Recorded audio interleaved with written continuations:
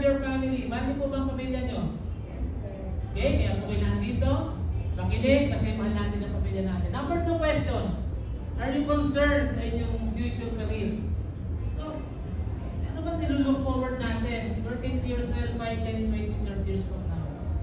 Di ba? Ano ba po? Number 3. Ayan, ilang taon na tayo nagtatrabaho pero bakit pakiramdam ko wala akong naiipon? May ganun po ba? Opo. Okay, mag-alala. Ganyan din po kami before. Utang ang naiipon. Number 4. Magkano ba kailangan natin kapag nag-college na ang mga bata? Kami po, dalawa na po yung kolehiyo namin ngayong year na to. Yung panganay po namin, 4th year college. Yung pangalawa, 1st year college po. Hindi po biro magpaaral sa kolehiyo. Number 5. Number 5. Ito, sigurado.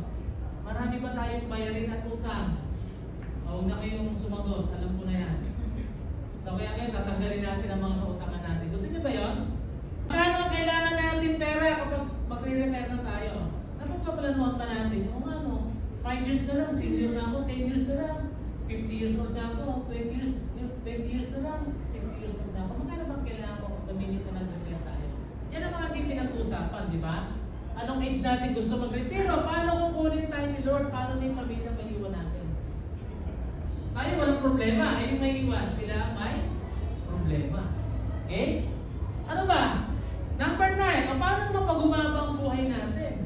Ano ba tayo sapat na ipon o invest? O sino bubuhay sa atin na minit na nag-lead tulog tayo? And then finally, number 10. Ito to. Paano kung tayo ay magkasakit?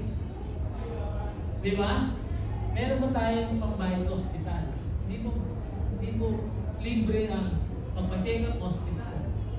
Di ba? Baka soon mangyari yan.